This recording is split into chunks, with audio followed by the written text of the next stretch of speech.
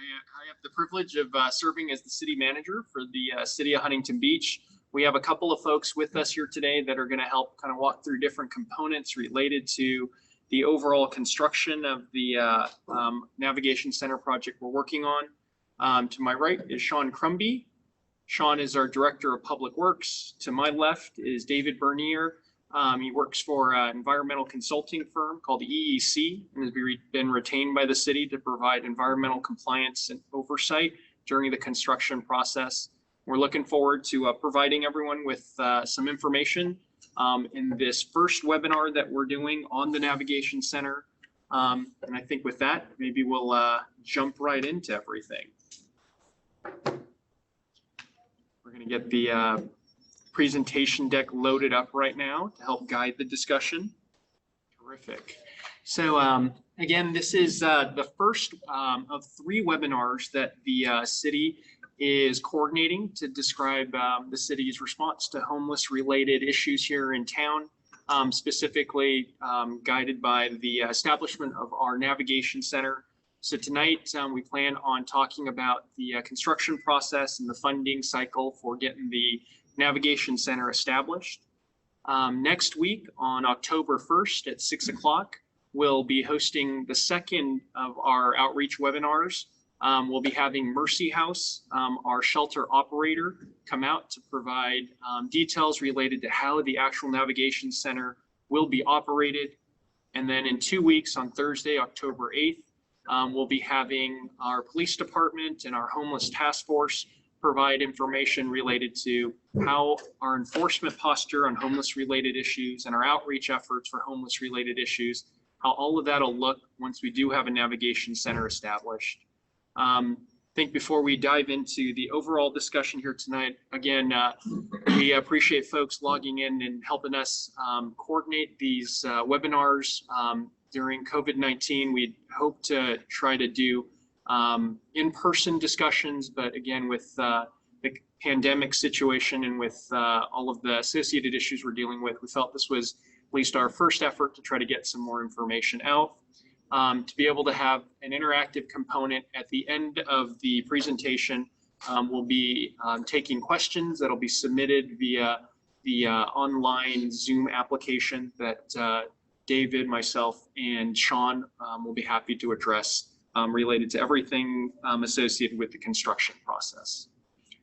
So with that, why don't we go ahead and dive into it. I know the homeless situation in Huntington Beach is a really important issue for the city to address. And I know the Navigation Center that we're currently working to build is really the culmination of nearly a decade's worth of work here in Huntington Beach. Back in 2013, the city really started getting a lot of input that homeless related issues were escalating. And at that point in time, back in 2013, we had deployed an outreach team to identify our homeless population count. And at that time, back in 2013, we saw 130 to 150 homeless individuals that were here in our community. In the ensuing years, we established a homeless task force, which initially was comprised of a team of caseworkers. Eventually, we started adding police officers to that homeless task force, be able to be more effective in our response efforts.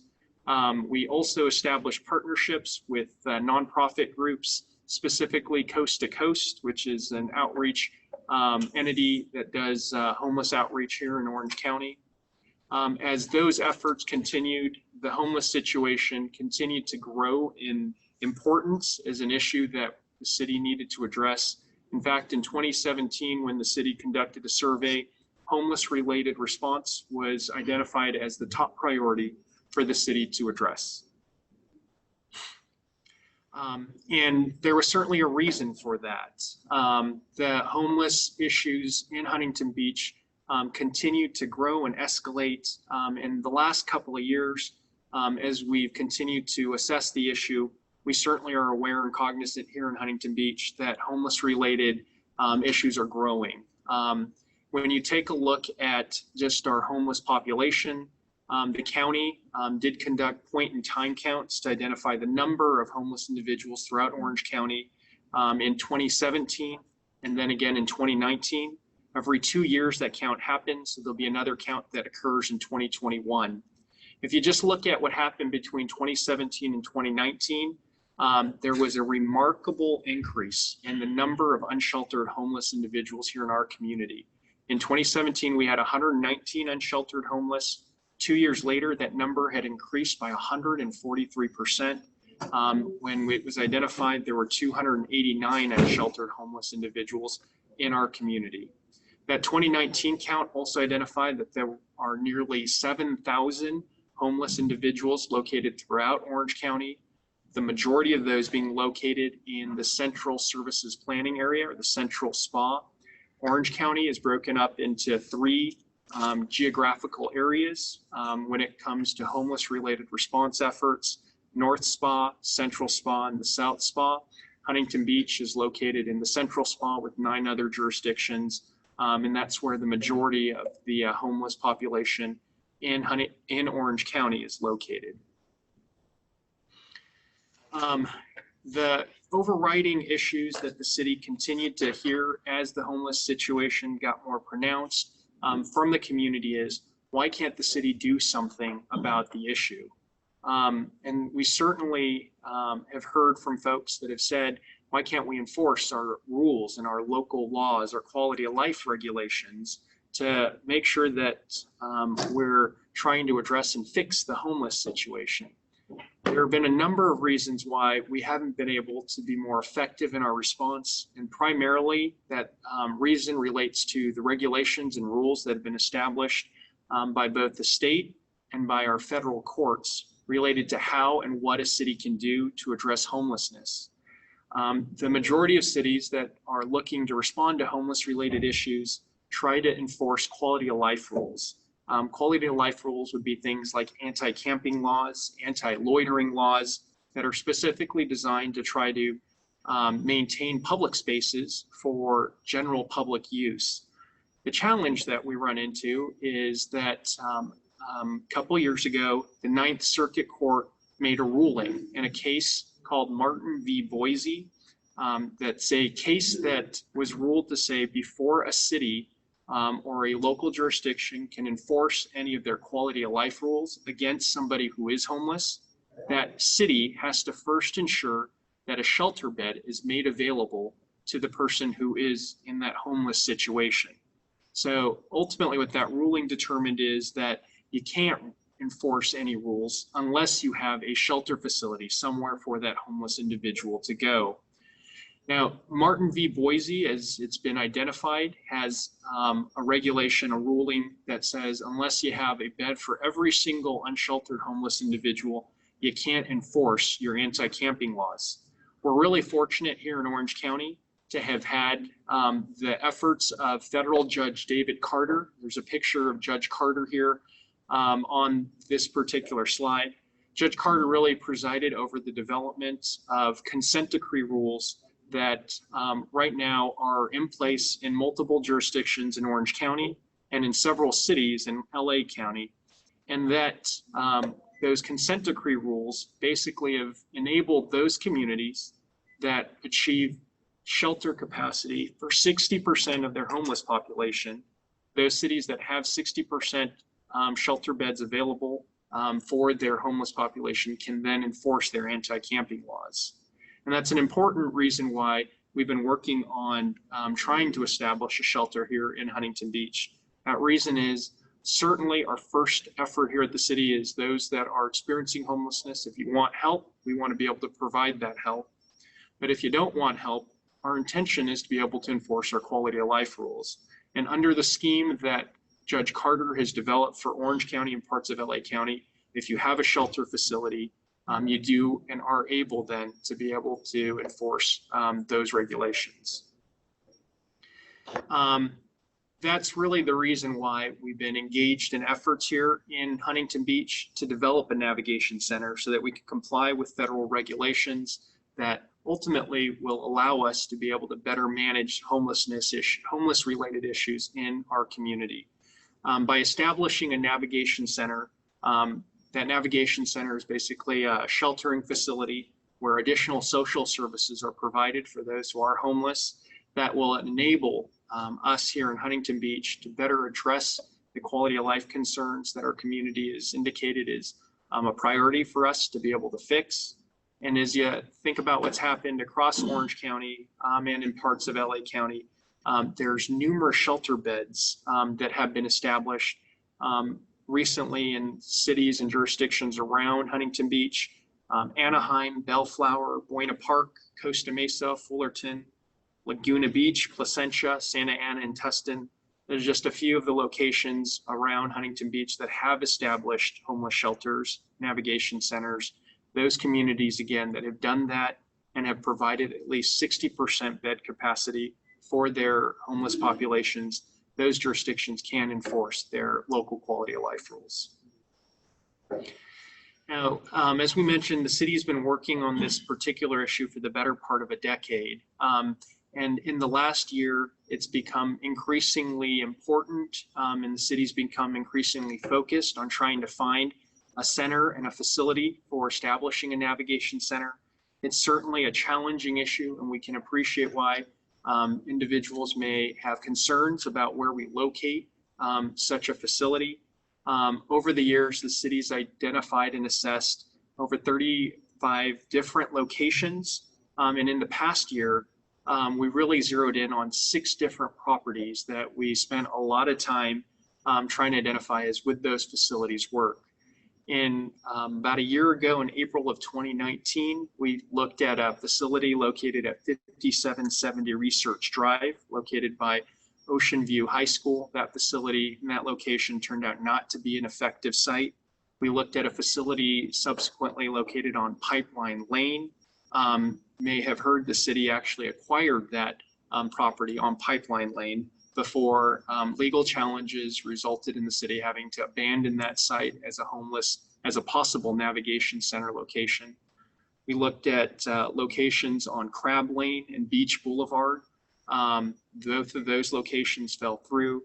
17371 Gothard Street is the city's corporate yard. We looked at that as a possible location.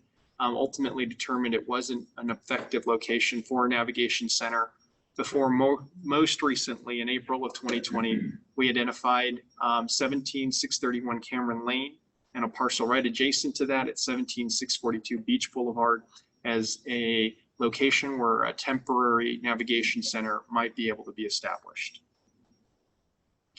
Here's a map of all of the different, the 6 different sites that we've spent a lot of time looking at, and ultimately we identified that the site located at 17361 Cameron Lane, 17642 Beach Boulevard, that would be the location that could work as a temporary navigation center location. Those properties were acquired by the city long-term to build affordable housing.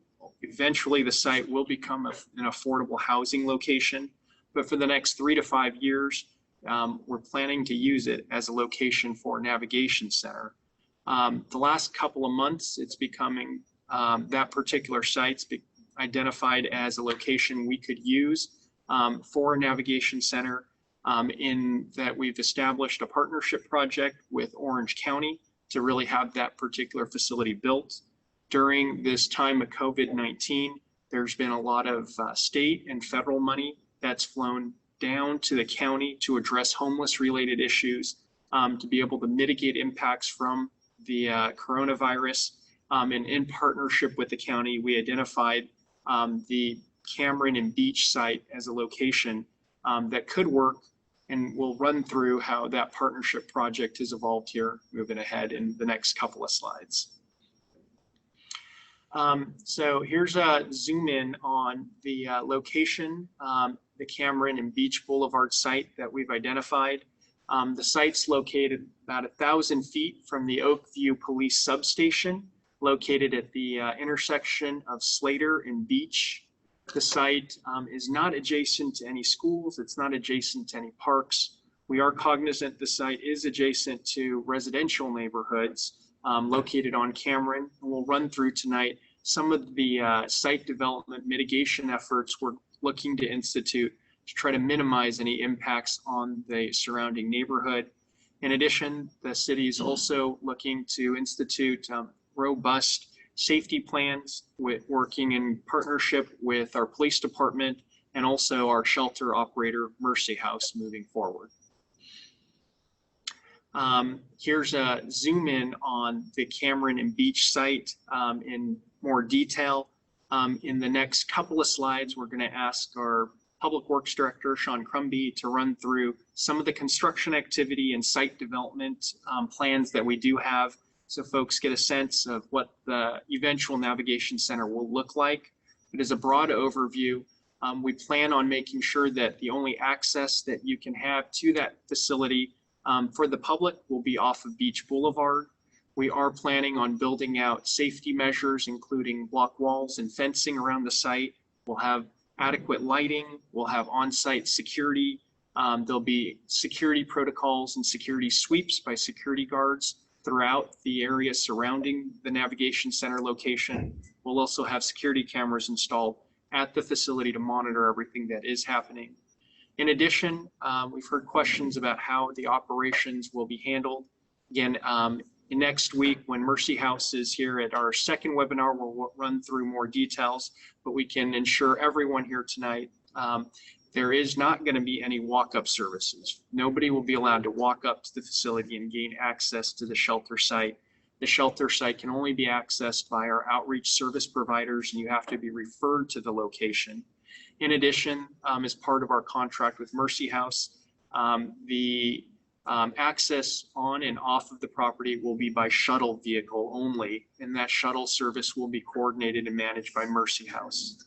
The sites that we're acquiring, again, in the next couple of slides after we run through some of the site development issues, we'll run through the funding sources we've used to really put this whole project together.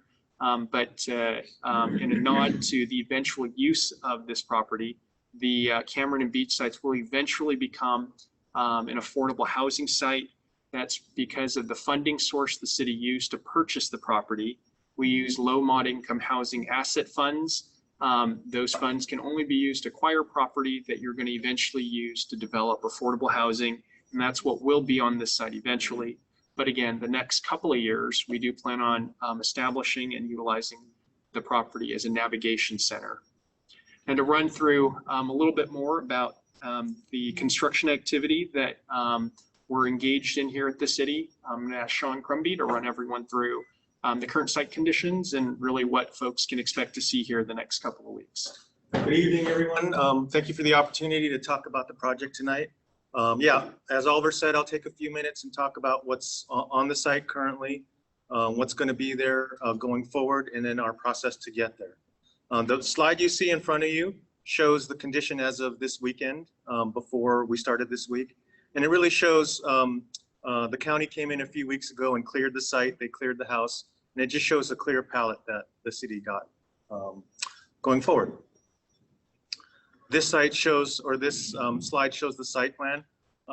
We have a few renderings that will follow, but I'll just walk through all the components that are within the project, starting on the north end and going southerly. As you can see, the sprung structure that houses the 175 beds is on the northern most portion of the site. Looking south from there, that checker box horizontal line, that represents the restrooms and shower trailers. The city is placing 7 mobile buildings there that will comprise both of those. Continuing south from there, you see a fire lane. That fire lane crosses the entire site. And I would like to highlight that on the right side, or the eastern portion of the site, is emergency access only. There'll be an electric gate that's closed. The daily access will be coming off of Beach Boulevard. Continuing southward from there, on the up against Beach Boulevard are 45 parking stalls that include all of our ADA and shuttle parking. And moving right from there are the 4 modular buildings that cover everything from the dining, the administration building, and then we have laundry facilities. And we have a shade structure, or a shade area, common area for people to be. This site, or this slide, shows rendering from Cameron Lane. looking onto the site. North is to the right on this slide and shows the sprung structure, but heading southward are all the components that we talked about on the site. Again, is another site rendering. This one shows all the components that we talked about, but I'd like to highlight the block wall that's shown on Cameron. That will be that security feature that Oliver discussed. And at the conclusion of project, all of the parking on Cameron Lane will be returned just as it was before the project started. So sprung structures. What is a sprung structure? Why is it right for this project? Sprung structures, I've heard people call them tents, and that's really not an accurate description for what a sprung structure is. What it is it's a prefabricated modular building that we're going to be placing on the site. The sprung structures, Sprung has placed about 12,000 of them throughout the world. And the structures are really the right solution for us. They're modular, so they meet our requirements for a temporary structure. They've lasted in applications that are designed to last far longer than what we're going to use it for in this application, so it will be there. It's comprised of a aluminum skeleton with a membrane exterior. That membrane is designed to be energy efficient, so it can be heated and cooled.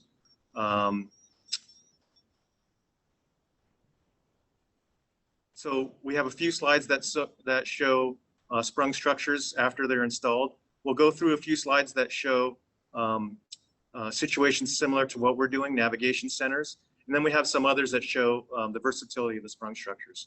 So this one shows Division Circle in San Francisco. This actually is inside of a freeway interchange. I think this one has 200 beds in it, or 186 beds and was constructed in June of 2018. One notable difference in this one is our structure will not have a concrete pad underneath it.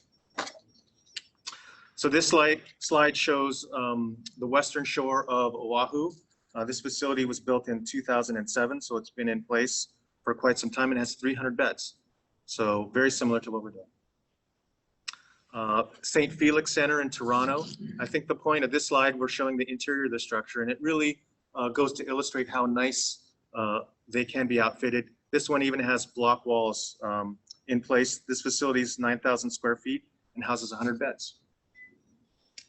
Pomona has a very similar structure to ours, 200 beds, built in 2018, has been successfully in service since that time. So this slide shows sprung structures and similar structures that have been used for other purposes other than navigation centers. The top left is a dining hall for Grand Canyon University, Thunder Alley. I think the thing to note out of that situation is that's an environment that gets both hot and cold, and they've successfully utilized this in that environment. The top right picture is Collinwood Centennial Aquatic Center. So it's got a pool that can handle the humidity that go along with that environment. The bottom left is a ski resort in Pennsylvania, the Blue Mountain Ski Resort. So it's worked for that application. The bottom center is the Tesla manufacturing line. So they've used it for manufacturing purposes. And the bottom right is one that's in Fountain Valley. It's not a sprung structure, it's a similar membrane. And it's just something that is in the area that people can go and see that's representative of what we're doing. The final two slides we have really go into detail for schedule. I would like to say that we're building this structure in a really compressed timeline. So the weeks that are shown here are general in nature, and they're intended to just highlight estimates. They're likely to change because of the compressed timeline. Things move around. But essentially, the city assumed the project and started September 18th. The first phase of project is grading the northern portion of the site and getting pavement down so that we can start construction of the sprung structure. While that's happening, the southern portion of the site will have utilities built out going forward. The second bubble, or the bubble to the right, details the installation of the sprung structure. That's scheduled to arrive on site on September 28th. That installation of the structure should take approximately 4 weeks to build out. During that period, the utilities will be finished on the southern half, and then that section will be paved as well. So finally, final two components of the schedule are the remaining site improvements. The left bubble covers everything that's on site. So that's lighting, block walls, security cameras. The remaining utilities, which for the sprung structure are the HVAC, the heating and air conditioning, and are the fire sprinkler system that go within the structure. Once those on-site improvements are done, we'll be moving to the off-site improvements. And those will include everything outside the block wall that go onto the street, landscaping, perimeter lighting, all of those sorts of things that really can't start until the on-site improvements are done. So with that, that concludes what I had to say. David Bernier's our environmental consultant. He's going to be covering those topics. And before David introduces that item, as Sean mentioned, as we're doing all the off-site work, we also wanted to point out that we will be installing, the city will be installing an improved sidewalk on Cameron Lane adjacent to the sprung structure as an additional protective measure. But as all of that work that Sean just described been happening, we are certainly aware of environmental concerns related to the site. Before the city purchased both properties, we did a lot of environmental due diligence. And they're tonight to kind of run through some of the things we've done to date and also what we're doing moving ahead to mitigate those environmental concerns. We have David that's going to run through all of those components. Thanks, guys. Good evening, everyone. I'm going to talk a little bit about what we've done to date and then what my firm, EEC Environmental, is going to be doing to support the project through construction. So to Oliver's point, we were contracted back in June to do a phase 1 ESA, an environmental assessment. And that's not actual physical sampling. That's looking at historic information, records, aerial photos, a variety of sources to determine if we identify anything that through the history of the use of the property could represent a current environmental issue. We identified that there was the former home that was there. We were worried a bit about lead-based paint related to the age of the property. We also were worried a bit about pesticide use because of the historic agricultural history of Orange County. And then from the old residents that were in the area, we saw a lot of what appeared to be debris in some of the historic aerial photos. So we did recommend that we take a look at that to determine if there was something there that might have a concern related with it. So our findings were consistent with that we wanted to take a harder look at it. And we ended up doing a fairly robust multi-stage phase 2, which was physical sampling. And then we also, and I'll get into more detail on the phase 2 in a moment. And then from that, we were able to present those findings of the phase 2 to Orange County Healthcare. And they, in 2 separate letters, one for each parcel, one in May and one in August, approved the redevelopment plan for the site. And moving forward, the piece that we're going to be involved with is providing on-site everyday AQMD inspection activities to make sure that the project proceeds in a way that's consistent with the requirement of the AQMD 1466 construction oversight permit. So to talk a little bit, I kind of went over the phase 1 again, but again, we identified the historic potential pesticide use from agricultural use, old paint issues related with the old home, and then again, the buried debris and debris that we saw on some of the old aerial photos that was a bit of a concern to ours. As you can see on the photo on the right, all the red dots represent all the locations we sampled. So this, for a relatively small parcel, was a fairly robust sampling plan. We collected samples from 52 locations at depths ranging from a ½ foot all the way down to groundwater, which was approximately 24 feet below ground surface. Each of those locations, again, varying depth, we collected a total of over 120 samples and analyzed those for a variety of constituents, everything from the pesticides to metals to the hexavalent chrome. But in addition, volatile organic compounds and other constituents that you haven't heard much about because we found non-detect concentrations or they weren't there. So, but what did we find? We did find concentrations of pesticides, hexachrome, and lead. We also found some arsenic, but the arsenic concentrations were consistent with the levels that we see throughout Orange County and Southern California. Not all the samples we found, again, 123 samples. We found a variety of detections, but I just want to kind of run through the numbers to kind of give you guys a little understanding of how pervasive or really not pervasive this issue is. So for example, lead, we analyzed 66 of our total samples for lead, and only 4 of them contain lead over the cleanup standard. Hexchrome, 77 samples analyzed, only 31 or roughly 40% contained hexchrome at levels that exceeded the standard. Pesticides, 64 samples analyzed, only 6 exceeded the threshold. And we had a variety, 3 or 4 different pesticides detected. That's kind of throwing them all in the same bucket, but only 6 of those samples exceeded the screening level or the cleanup criteria for that. And to go into a little bit more depth, because I know I've fielded some calls about the concerns about dust, and I understand all that, but just again, to give you a little bit more comfort, of all those samples, not all of those were at surface. A lot of those were at 4 foot, 3 foot, some as deep as 10 feet. So there is a cap on a lot of those locations. So of all that we found out there, I'm not saying that there aren't detections that require remediation down the road, but certainly not everything we found was an elevated concentration sample. So just to give you guys some perspective on that.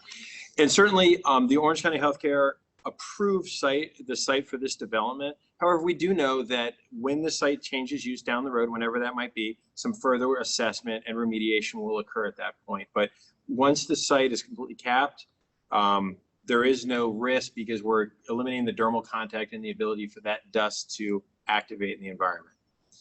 In the interim, next slide there. Just want to talk about what we're doing. And I'm sure some of you have seen our folks on site, but we're on site to administer the requirements of the AQMD 1466 permits, along with a couple special requests that Orange County Healthcare had that I'll go over in a second. But the AQMD permit is where I want to start. Well, the requirements of that are to more or less make sure that dust does not leave the site at concentrations that would be of concern. We are tracking that with 2 real-time dust monitors, PM10 dust monitors, which are the required units through the permit. Those are both on the up gradient and down gradient wind directions. Again, that changes a bit. We do move those around accordingly, but those are there inside the fence to evaluate peripheral concentrations at the site. Again, with an abundance of caution, we have those inside and we're getting an extra level of protection from the windscreen that further reduces the mitigation of that dust moving off site. Today was really a very active day on site, and I'm happy to report that both dust meters did not record a result anywhere close to our cleanup criteria or the criteria that would require us to shut down. The contractor today was running 2 water trucks almost continuously throughout the day, and we had very good success in terms of making sure we mitigate any of that dust migration. The AQMD is certainly going to be keeping an eye on any of what we do, and certainly are available to support us or in any questions we might have on operating of this project. But we're going to be there every day that equipment is moving, running those stations. We sample those every 15 minutes. They're collecting in real time, but we're collecting readings every 15 minutes, all day, every day that project's going on. And if we see anything in those meters, or if we have other criteria, for example, if winds exceed 25 miles an hour, we're going to be shutting the project down. So we'll be the eyes and ears from the environmental perspective for the city on site, and we'll make sure that everything stays in compliance throughout the process. Perfect. Thank you so much, David. Before we get into questions from folks that are logged into this webinar, we also wanted to address a couple other things that we've heard. We have had some questions here at the city related to how we're paying for all of this. And let me just start by saying it costs a lot of money to get a shelter facility up and running, and it costs a lot of money to run the shelter facility. But we're really proud at the city to be able to share that in establishing this project, we haven't used any general fund dollars from the city to get the navigation center up and running. In government, the color of money is as important as having money, because a lot of the funding that the city does get has strings tied to it and restrictions on what you can do with it. General fund dollars are those dollars that the city council has absolute discretion on how to use those funds. And those funds have not been allocated and have not been used in establishing the navigation center.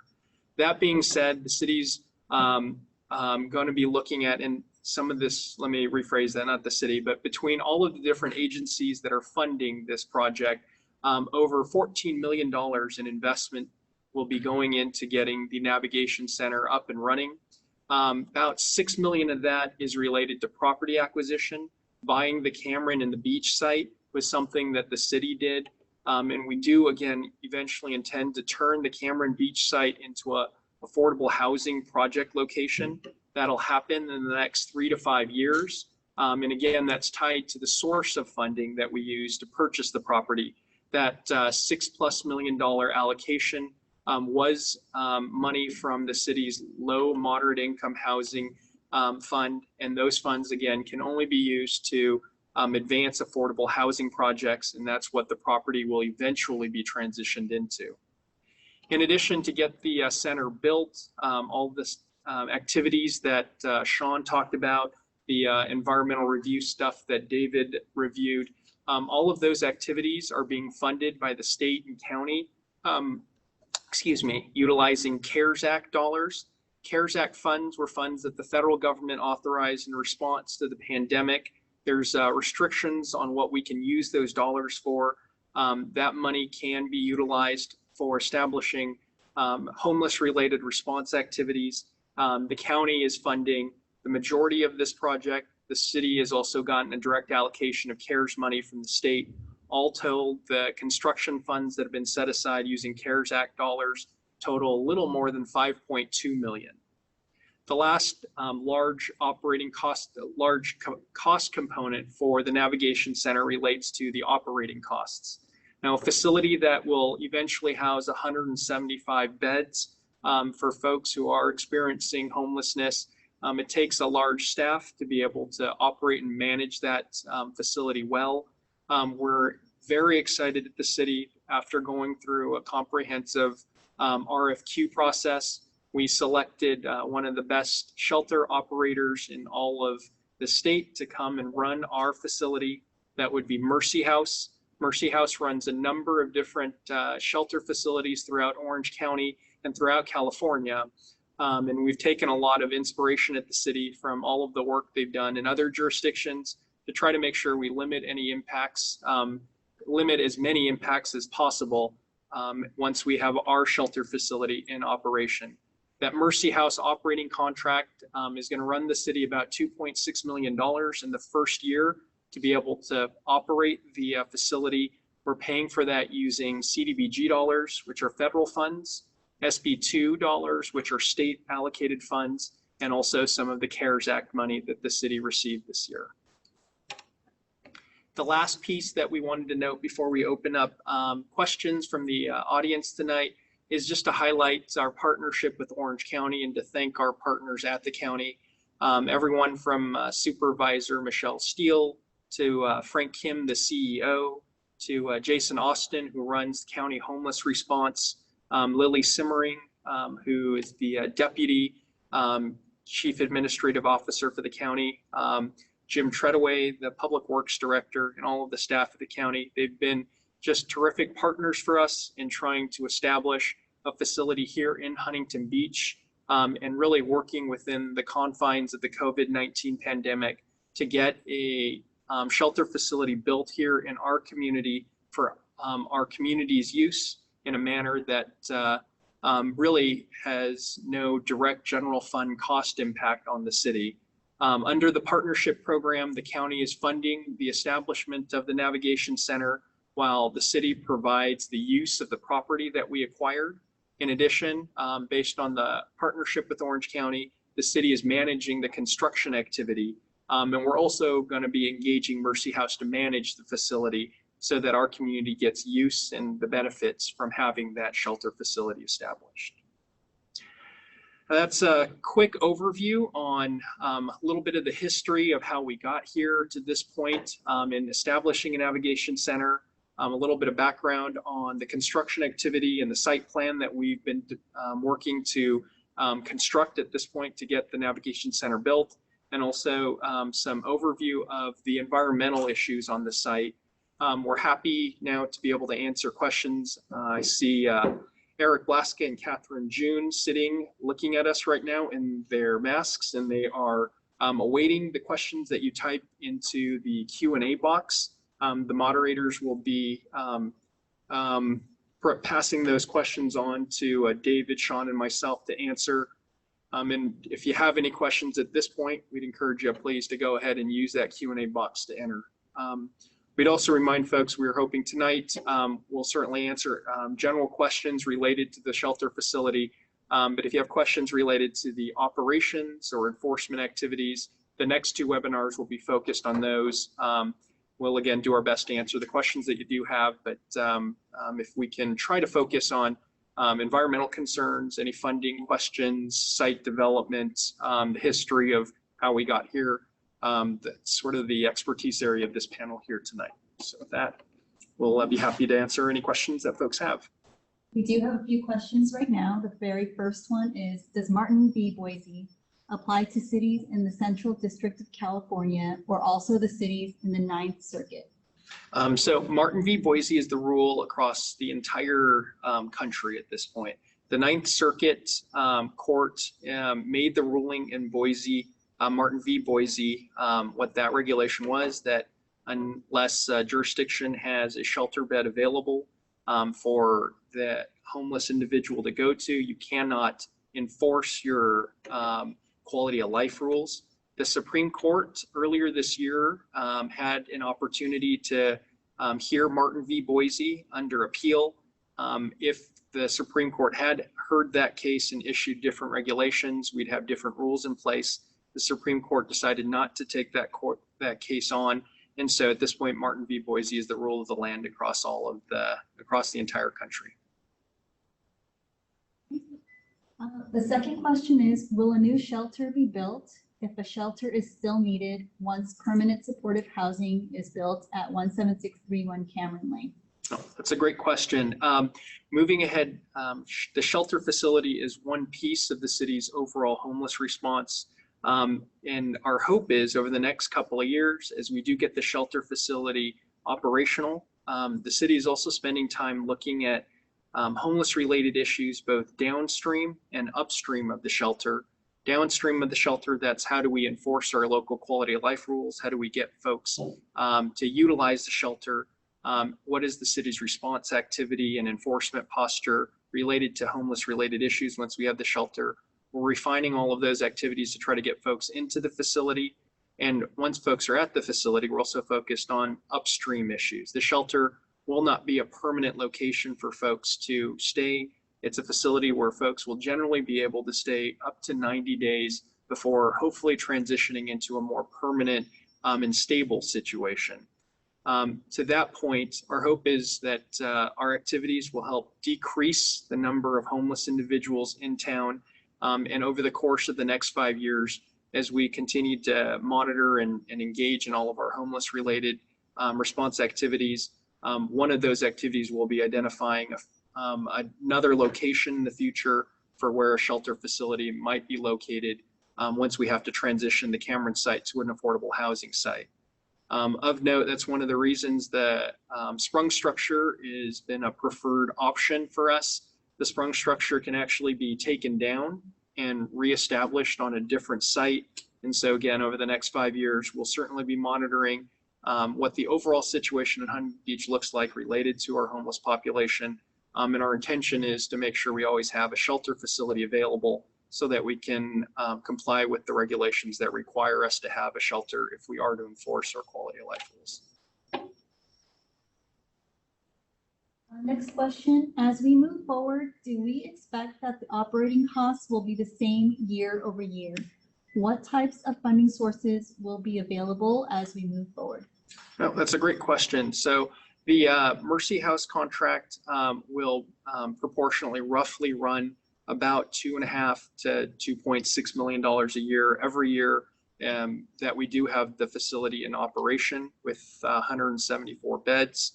Moving ahead, our funding plan relies on utilizing CDBG dollars and SB2 funds to be able to pay for the costs associated with running the shelter. And our long-term budget projections indicate every year should be able to meet that need utilizing restricted funding sources. And thank you everyone for helping us work through this webinar type concept. It's a little awkward talking to a screen, but we appreciate everyone typing in your questions so we can try to have some interface. Is there a website and where the general public can view the daily readings of the air quality? Certainly, we're happy to provide the daily logs that we collect in the field. I think we'll work with the city about finding the best location, get that data available to the public. Yeah, happy to share that. Yeah, for sure. And the city will be happy to be able to share the information that is collected. To this point in time, this is an important point. We've been posting all relevant environmental related documents and also construction updates that we prepare weekly. Those are all being posted onto a standalone website that our teams established. That website is hbhomelesssolutions.com, www.hbhomelesssolutions.com.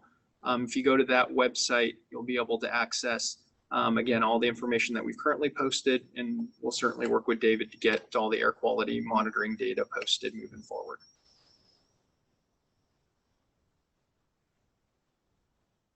Next one. Did you say that we had to provide beds for 60% of our homeless population before you can enforce the anti-camping laws? I thought we had over 300 homeless people. Right now, our unsheltered homeless population is 200 and I'm looking, 289. Thank you. We have slightly less than 300 unsheltered homeless individuals here in Huntington Beach. The 60% number that we needed to hit to meet the regional regulations that have been established, that 60% threshold, was to make sure we had a shelter facility with 174 beds. The facility that we're currently constructing and will be operating will accommodate that 174 bed limit in order for us to meet that 60% threshold. As a neighbor to this site on Cameron Lane, it is disconcerting to know that those doing the testing are in full body hazmat suits and masks, and that there are levels that exceed the concerns in lead and chrome hex. Additionally, there is a lot of new dust that neighbors are now breathing, which is causing additional challenges for those who have allergies, along with dust settling in our apartments and vehicles. What additional mitigating options are available to minimize this impact until the dust is contained? Yeah, I would say, we're running 2 water trucks all day. And what we can tell you is our readings are indicating that we're not seeing dust at levels that exceed the AQMD requirement at the peripheral of the site. And further to the masks you're seeing are actually more related to COVID-related concerns.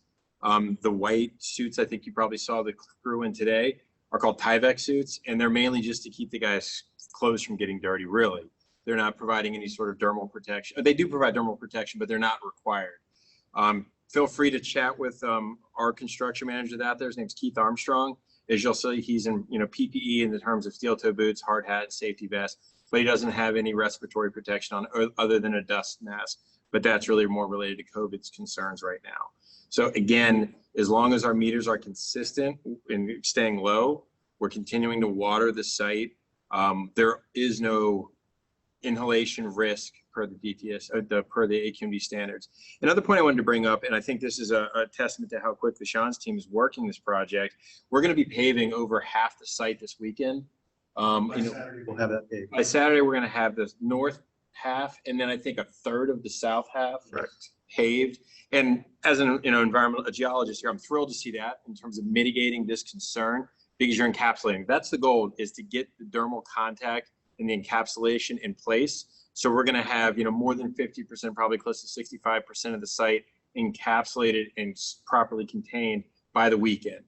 So I'm just thrilled with the pace of how this project's going in terms of eliminating some of those risks associated with the dust. And the other 35% is just a few weeks behind it. It's not going to be months and months before we get that entire site encapsulated. Right. And on that point too, Sean, maybe talk a little bit about the 35% of the site that isn't going to be encapsulated by this weekend. There's some utility work we're doing there, right? Right. So because the schedule is so tight, what we're trying to do is build the structure while we're setting utilities. So that remaining portion, the paving is going to come a little later so that we can construct those utilities. But during that time period that we were building that out, all of the same testing that's going on now will remain in place. All the monitoring, the environmental consultants will be on site. Everything will remain in place for that smaller portion until we get that paved as well. Another question. It seems costly to move the shelter and reestablish it elsewhere. Why does the shelter need to be taken down and affordable housing built instead? Why not just build the housing elsewhere? That's a really good question. Really, it goes back to the funding source the city used to acquire the site. We spent about $6 million buying both the Cameron site and the beach property. The funding source we use dictates that you can only use those dollars to acquire property on which you're going to build a future affordable housing site. Now, the city council could decide to reimburse that money to the low mod housing fund and find a different funding source that would allow the shelter to stay at that particular location. Recommendation though from staff moving ahead is the bigger concern isn't going to be making sure that we have a shelter at that facility. The long-term solution to addressing the homeless issues that we face here in Huntington Beach and across really all of California is we need to make sure we have additional accessible affordable housing units. That really is the key perspective of how we're going to solve this issue moving forward. So it is still our intention to use that site as an affordable housing location moving ahead. A shelter facility, there's different options for how we might get a shelter facility established moving forward. And again, that's one piece of a larger response plan to the overall homeless issues that we do face. And I think all of those issues are important. The costs associated with getting this current shelter site stood up, again, it's primarily being funded with CARES Act money that the city is getting from both the state and the county. The SPRUNG structure is actually not something the city has paid for. CARES Act dollars from the state and the county have paid for it. And as we, a lot can evolve over the next 5 years. So as we monitor what's happening, as we continue to watch how the homeless situation sort of shifts and adjusts the next couple of years, our intention is try to address the issue on all fronts, address it on the housing side, make sure we continue to have a shelter facility that's the appropriate size. We may be able to get a smaller shelter facility in the future if our homeless population numbers decrease. A smaller shelter means less operating costs. And again, with real estate in Huntington Beach being so challenging to come across for housing projects, I think our commitment is use this current site long-term as a housing location, look for alternate location for a shelter facility in future years, but we'll have a couple of years to figure all that out moving forward. Those are all our questions so far. If there's anyone out there who would like to ask a couple more questions, please type them in.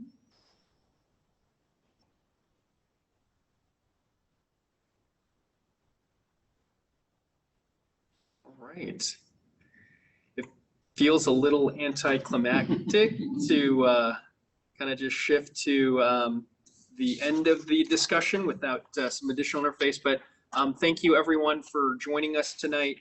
We're going to throw up the last slide that we do have just to remind folks we are going to be doing a couple more of these webinars. We'll be having a webinar next Thursday, October 1st, starting at 6 p.m. Mercy House will be featured on that particular webinar. I expect Larry Haynes, who's the executive director, will be joining us along with some of his staff, talk about their experiences running other shelters, also talk about their plans for how they plan to operate our shelter here, and really how we plan on trying to be the best neighbor possible, having a shelter located at that Cameron Beach site.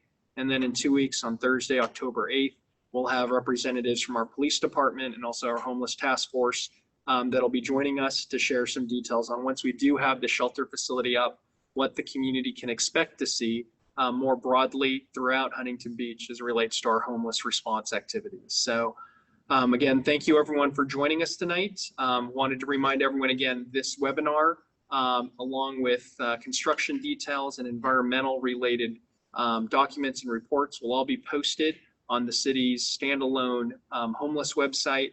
That website is hbhomelesssolutions.com. You can see that on the screen. We hope that folks will visit that site.